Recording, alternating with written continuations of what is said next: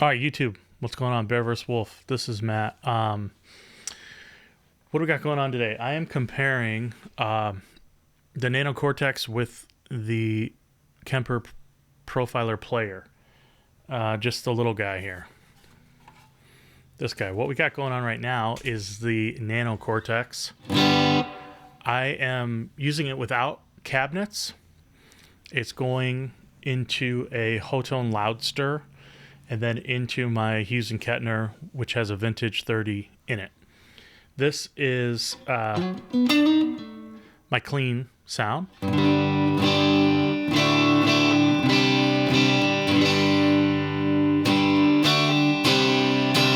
Totally. Oops. I meant to start totally dry. Dry. Here's the verb. You got the Mind Hall reverb in there.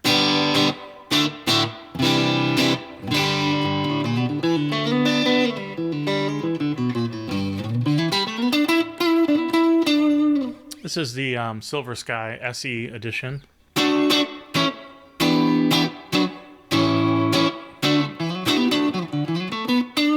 And so the reason I'm miking it up is because I use these right now. I mean, you could get a great sound by plugging either one of these in direct to your Pro Tools rig or whatever and recording direct with it, right? So what I'm trying to do is monitor at home and see what sounds better. And I'm kind of shocked a little bit how much I'm not liking the Nano Cortex. So I'm gonna go through it real quick. Obviously, give your opinions below. But I was kind of used to the Player Profiler and kind of just got the Cortex a couple days ago. Been kind of messing around with it. The Clean is pretty solid. Don't mind it. It's got this sheen. It's bright, mega bright. All the profiles do. And as you get heavier, that to me really stacks up. So here we go. I'm going to just play some stuff.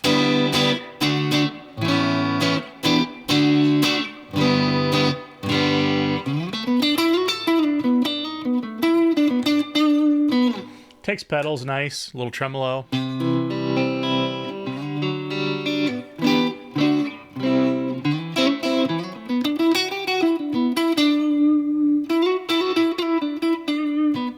Throw the delay on.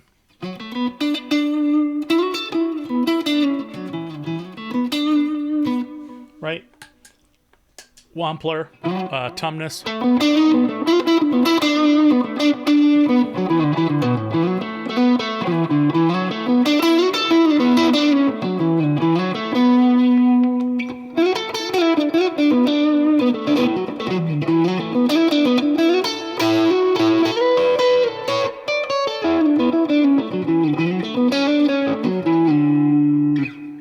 All well and good, right? Okay, what I'm finding is as I continue to stack gain, basically, here's my next setting. There's your clean. Here's my next setting with a little bit more crunch on there. And I'm already like, I see myself making a face. It's just so bright. And obviously I can roll the treble out. You know, okay. Okay, here's my next one, which is basically, I think it's like a Marshall-y type thing. It says California Studio 290, which I'm guessing is some kind of a Mesa.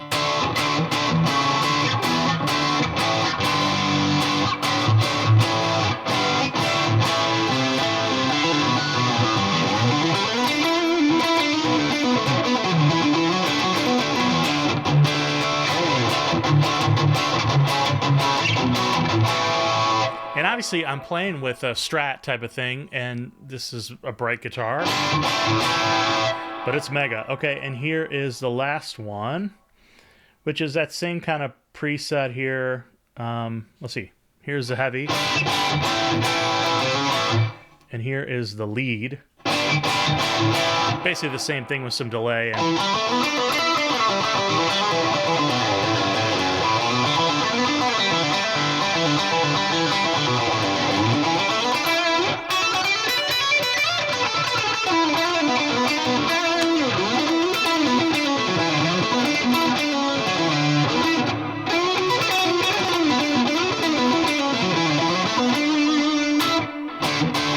And so here's just some chuggy chords. Right? And so that's basically my deal with it. So we'll switch over here to the Player Profiler and see if you guys can hear the difference. I'd be shocked if you can't. And maybe you have some tips for the Nano Cortex. I've gone through all kinds of different amps, you know, just about every amp in there, and I went to the Cortex Cloud, pulled like, you know, every different amp I can think of off the cloud from like the most, you know, they have a most downloaded thing for the staff of Neural and stuff like that. The library, I will say, the plus on the Nano Cortex, the app, you know, the app situation, the form factor is amazing. It's a little tiny thing. It looks really cool. That's kind of what drew me to it. The app is unbelievable how you can just find and download whatever you want. You can sit here all day. The problem is I was downloading and not finding anything I was in love with. And it sounds good if you plug like straight into the computer and use the cabs and all that stuff. I should say I'm not using the cabinet modeling at all. It's coming out of a Vintage 30 here. And so it sounds pretty good if you plug it in to the to a computer, to Pro Tools, and just use the cabinets and all that stuff. Cool. But you can't do that in a room. And of course you can go with a full range FR cabinet, all that good stuff, right? I know. But I guess the reason I'm so shocked is that compared to the Player Profiler, to me, it just sounds so, I don't know, it's like gnarly, bright top end and just aggressive and stuff. I don't know. So I'm going to stop rambling and switch over to the player and see what you guys think. Okay, so we're on the Player Profiler now. And this is my kind of stock clean, dry, compressed. That's one thing. The Nano Cortex does not have a compressor, so couldn't even compress it if you wanted to. Here's the legacy reverb. A little hall setting. I found the effects on the Nano to be a little bright too. You could dial some of that out, but to me, the player just has a little bit more smooth. There's obviously way more effects in the Player Profiler. They're a little bit not a one-to-one comparison because you get a lot more effects. It's $200 more, whatever. You know, it's not exactly apples to apples, but it's pretty darn close. I got the Nano for $500 open box, and I got the Player for $620 open box from there's a Kemper store here in Chicago, or was. I think it closed. Anyways, they're pretty close price-wise. I mean, it's not that much of a difference for what you get. Way more effects-wise in the Player Profiler. And now Kemper's getting under fire because of this whole pay for the upgrade thing. By the way, I haven't done that.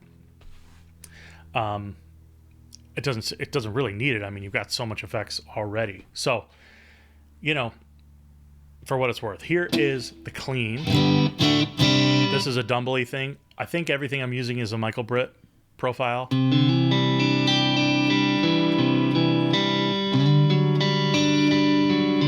The stuff in the Kemper stock, a couple of them are already Michael Britt, so there's some pretty good stock stuff. But here we go.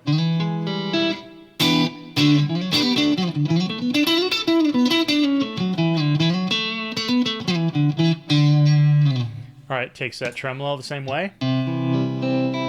Sounds great. This is an external tremolo, by the way. This is a Joyo tremolo. $30. Used it yesterday.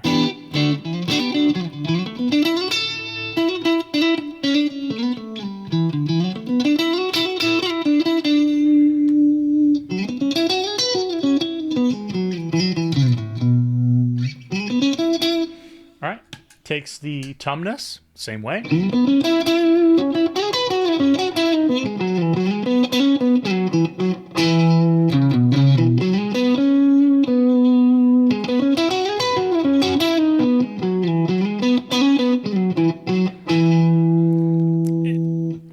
Sway anybody's. I'm sure you'll have your own comments and decisions or critiques, but it sounds warmer to me. I know there's guys like Leo Gibson. I think that's how you say his name, Leo Gibson. He went and did a deep dive on like all the little guys, the Kemper, the Nano, and the Tonix. I had a Tonix for a day. I returned it. I didn't get it. The little guy, the Tonix 1, wasn't for me. It didn't like the software. Blah blah blah. So Leo Gibson goes in and he does like the crazy comparison where you've got he uses like LUFS to do a null test and all that stuff to see which one is not modeling but capturing or profiling the best. And I think it showed that the Nano was the worst. And I know I'm like talking crap on Neural here. By the way, I have Corey Wong plugin. I have the Soldano plugin. I'm not a Neural hater or anything. I'm stunned that I don't like it more than I do. I thought I was like getting, this is the fancy new toy, all that stuff. I'm not doing captures at all, by the way. The profiler can't do that. So, -1 for it. The Nano can, so you can actually do captures with it, which is cool. I didn't even try to do that because I got 1 amp. I have a Friedman Runt, and just lately I've just been like preferring the Kemper to it. It's just less noisy. It sounds cleaner. It sounds a little bit nicer. And by the way, we're coming out of a Hughes & Kettner Vintage 30 right now, but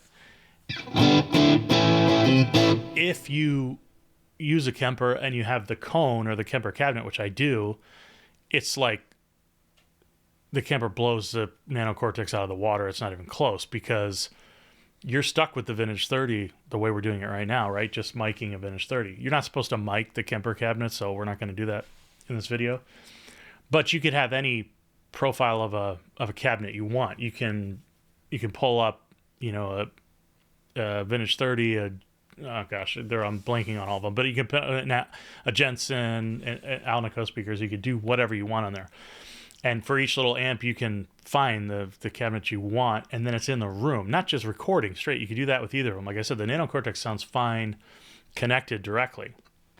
But I want something I'm practicing within the room. I want the cabinet going. And in that case, the profiler just destroys the Nano. I mean, like Kemper's got this stuff on lock. I know it's like the old tech and everybody kind of like is over them at this point. Nano Cortex is obviously the Quad Cortex is the most popular thing, it seems like, in terms of reviews and all that stuff. I was getting the Nano thinking like maybe we'll bump up to the Quad Cortex with all the stomps and all that stuff. So not going to happen because I don't even like this one. So here's some more sounds, by the way. I know I'm rambling here. This is the Tumnus.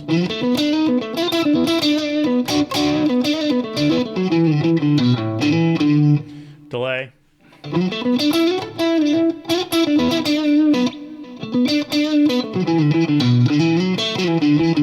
By the way, I've got a little delay after and a reverb, but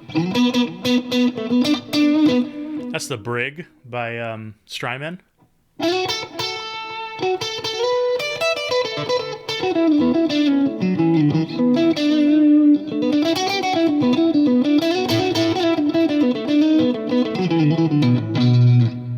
Sounds incredible. That's nice. So you can put, a pedal after. So I've got some pedals in front, the Kemper Profiler. I have a delay and a reverb after, and then going into the power amp, the Loudster, and then into the speaker. So you can put, time-based stuff after the Kemper. The cabinets are all off, like I said. Sounds incredible. So the Brig is really dope if you haven't seen it. Okay, so let's step up the gain. This is more of like this one's a little quiet. More of a Marshall-y type thing. It does have verb on, is dry. Just a touch of it.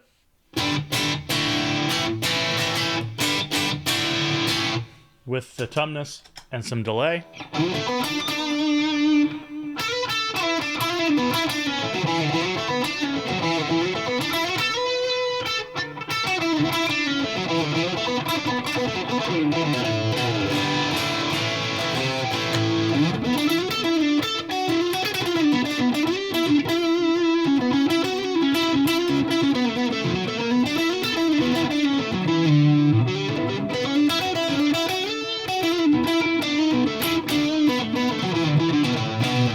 So I don't know if it's coming across, but in the room, it's just way warmer.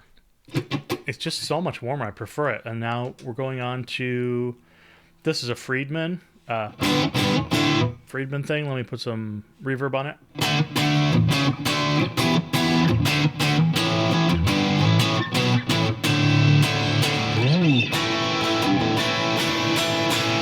I found like if I put like a really heavy preset on the Nano and then went to on the treble side of the Strat, like I couldn't even stand it. It was so bright. And that's not just one amp. It was all the amps that I went through. It just, there's this sheen, like digital. I guess it's all digital, whatever. But there's just this top end craziness. Right. So there's the Friedman. I'm really liking this other. This is a reissue of a Marshall.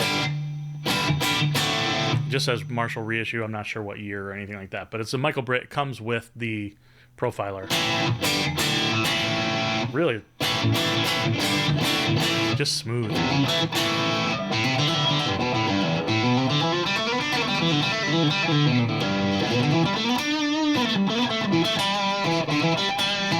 Let's throw that brig on. A little bit of tumness.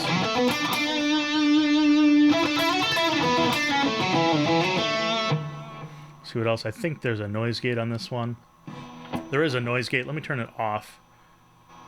Probably got a little loud there.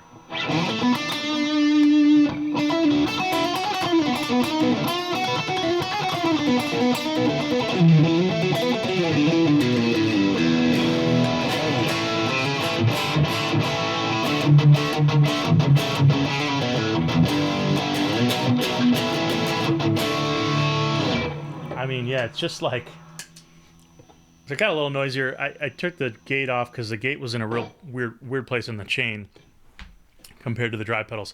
So this, I know this got too long. I'll try to chop it down. I'm kind of ranting and raving here, but really I just kind of going through it one more time before I return the Nano Cortex and just see if I'm crazy. Maybe somebody's got some tips for me or something. I don't know. It's blowing my mind. I thought they'd be really close, or be like apples to apples and a half or something. Just to me, I don't know what it is. It's just very bright. As I've said, I really wanted to. I don't know if I wanted to love it. I thought I would love it. Right? It just looks amazing. It's one of those things you want to try the new hot toy, us guitar players with our gear acquisition situation. But yeah, I'm just even sitting here for the last time. I did this a couple times on my own and just went back and forth and was going, am I insane? Am I crazy? And I thought maybe it was the cab, the Vintage 30, because I'm used to hearing my Kemper out of the cone, the cabinet, Kemper cabinet. And I thought maybe just the Vintage 30s are brighter. I think I prefer greenbacks, at least according to the profile of the greenback coming through the cabinet. Vintage 30 is a little bright for me. So anyways, yeah, that's the deal. I don't know if you guys are hearing anything different, but again, it's not really a neural bashing thing. I love their plug-in stuff. Quad Cortex is like an amazing revelation in guitars, but I haven't had my hands on one, and this is the closest I've gotten here with the Nano. So I am sending the Nano Cortex back, and the Profiler is a new product from Kemper, but this 10 to 12-year-old tech of the Kemper stuff is still, I think, top of the hill. Tonex, great for profiling stuff, right? They've, Leo Gibson kind of showed that with the null test and stuff, the Tonex and even that new Ampero stage is really good at profiling amps, right? So if you wanted to profile your own stuff, like if you have a lot of amps and you just want to profile them, Tonex might be for you. Nano Cortex even might be for you. I didn't even try to profile something because I've only got one amp to profile. Like, no need. I'll just play it, right? But in terms of the other stuff, if you take into account the effects and all that stuff, so my thinking now is I've been loving the Profiler. Maybe step up to a stage. I used to have a toaster, the Kemper toaster, a long time ago. Got rid of it, but I had never really set it up with a cabinet. I was always just recording with it direct. And so when you kind of A/B, when I A/B my Friedman Runt and profiles of Friedmans and all that stuff, I often prefer the Kemper just because it's cleaner. There's not this like gritty nastiness coming through. It's less noisy and all that stuff. And yeah, so for me, anyways, leave you with a little Marshall. I know this isn't very scientific, but I just wanted to kind of sit down, hit record, and just see if I'm not crazy here. So I'm astounded if anybody's made it this far and me just rambling. But yeah, let me know if you hear anything. If you hear anything different, and if you have any tips on the Nano.